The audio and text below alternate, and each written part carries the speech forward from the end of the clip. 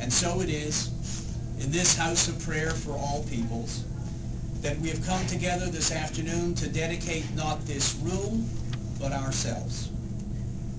To dedicate ourselves to the pursuit of the matters of spirit and reflection, religion and faith. Rabbi Nachman of Breslov, an 18th century Hasidic master, taught, even if all you can say to God is help, it is still very good. Repeat this over and over again until God opens your lips and the words begin to flow from your heart. And when no words come, do not despair. Come back day after day to your secluded spot and wait. Just wanting to speak to God is in itself a very great thing. So come into this space when you are lonely and when you are refreshed by friends.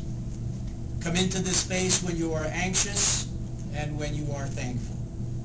Come into this space seeking and leave it fulfilled. In the words of Mother Teresa, prayer is not asking. Prayer is putting oneself in the hands of God at his disposition and listening to his voice in the depths of our hearts. Because for every foot that comes through these doors, for every hand that is washed, for every knee that is bent, for every prayer that is mouthed, for every tear that is shed, we come close to the teachings of Lao Tzu, the ancient Taoist teacher who taught 2,500 years ago. In dwelling, be close to the land. In meditation, go deep in the heart. In dealing with others, be gentle and kind. In speech, be true. In ruling, be just. In daily life, be competent. In action, be aware of the time and the season. While many members of our Xavier community will use this space, the intentionality, if there is such a thing, is to give our students an opportunity to make this space one of their prayer spaces on campus. And so we've asked 4 students from different faith traditions to share some quick textual reflections and comments on the thesis of the prophet Isaiah, that my house shall be a house of prayer for all. I'd like to ask Jessica Finkel, please, to share the Jewish reflection.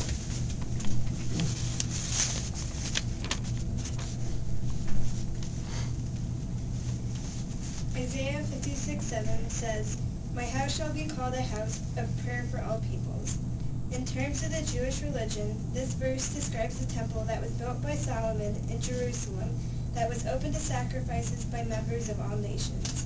Solomon wanted every stranger to come and pray so that God could hear him and do unto him. In his temple, God was not only a God for the Jewish people to pray to, but also a God for every faith.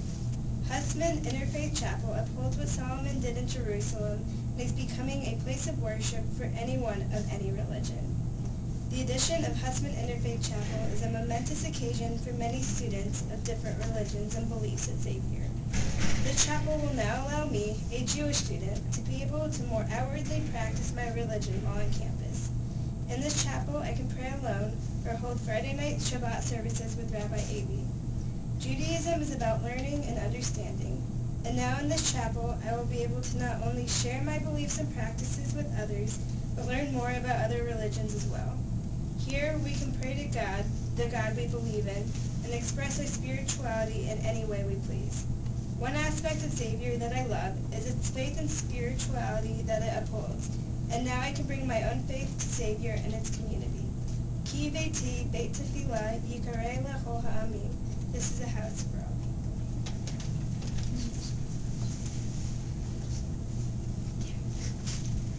Jessica has a class that she has to wheel to, and so thank you, Jessica. Here. Muslim tradition, Dawdasi.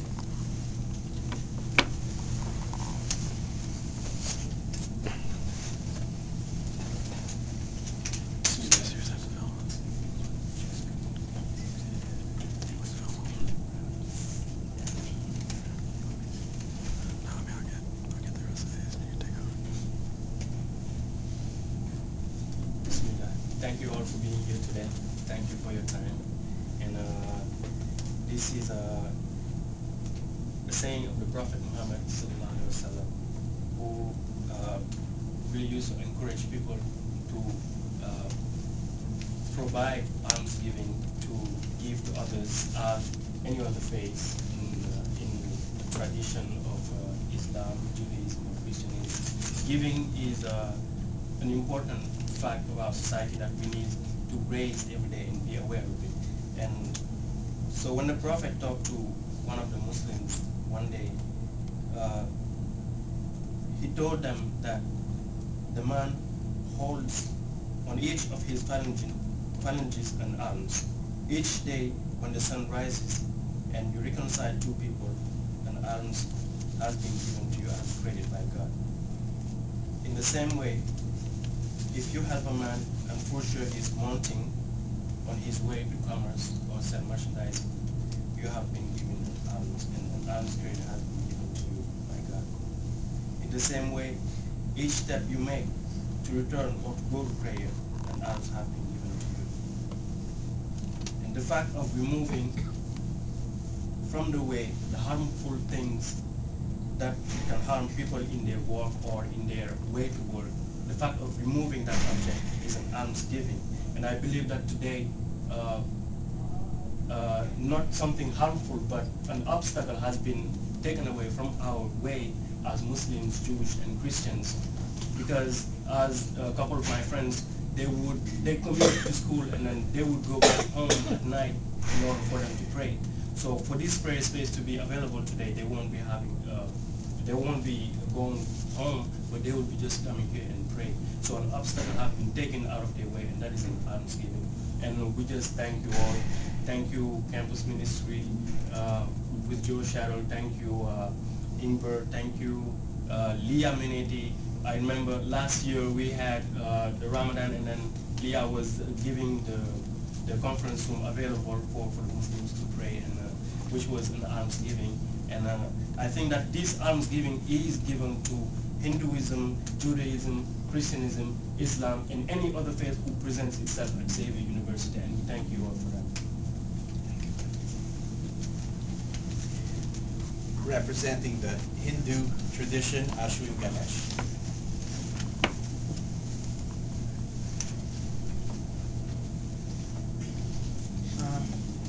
Abie actually telling something known as the Gayatri Mantram. That's actually derived from the Vedas, which is Veda by meaning itself means knowledge. And the Gayatri Mantram is considered among the highest and most powerful mantras which is being given to any Hindu person.